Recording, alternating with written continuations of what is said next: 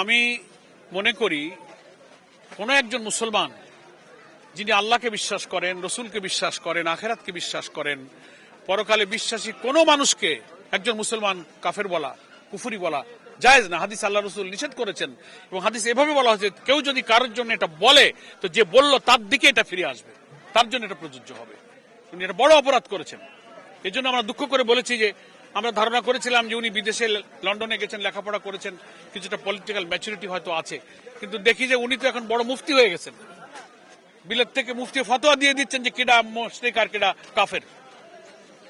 এটা তার কোনো অধিকার নেই। এটা উনি রাজনৈতিক নেতা হিসাবে কাজটা সৌজন্যতা, শিষ্টাচার বোধের সাথে এই কথাটা যায় না। এটার জন্য আমরা তীব্র প্রতিবাদ করি। এটা বলার অধিকার ওনার নাই। ইসলাম সম্পর্কে যারা পড়াশোনা করেছেন, যারা স্কলার, যারা পণ্ডিত, যারা ফকি, যারা মুফতি, তারা মুসলমানদের কোনো বিষয়ে ভুল ত্রুটির বিষয়ে তারা দৃষ্টি আকর্ষণ করতে পারে, দে হ্যাভ দ্য রাইট। কিন্তু তিনি তো এটা অধিকার রাখেন না। তিনি রাজনৈতিক বক্তব্য দিতে পারেন, সেজন্য আমরা এটার কথাটা খুব তীব্র নিন্দা করি। একজন মুসলমান আর একজন মুসলমান কাফের বলতে পারেন, এটা হাদিসে পরিষ্কার নিষেধ করা হয়েছে। সে যদি নামাজও না পড়ে, রোজাও না রাখে, তার আমলে যত ত্রুটি থাকুক, শুধু আল্লাহ রসুল পরকালকে বিশ্বাস করে তাকে কাফের বলা যায় না। তিনি তৌহিদকে বিশ্বাস করেন।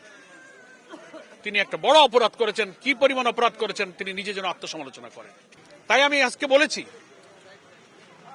এই প্রশ্নে যা ওনার আম্মার কাছে উনি জিজ্ঞাসা করতে পারতেন যে কেন সেদিন জামাত ইসলামের কাছে গেলেন, যাদেরকে আপনি 71 ইস্যুতে অপরাধী মনে করেন। ফলে এটা শেখ মুজিবুর রহমান, যাকে বাংলাদেশের স্বাধীনতার স্থপতি বলা হয়, তিনি জীবিত অবস্থায় এটাকে তিনি সমাধান করে গেছেন। ইট ওয়াজ ডিসাইডেড ম্যাটার।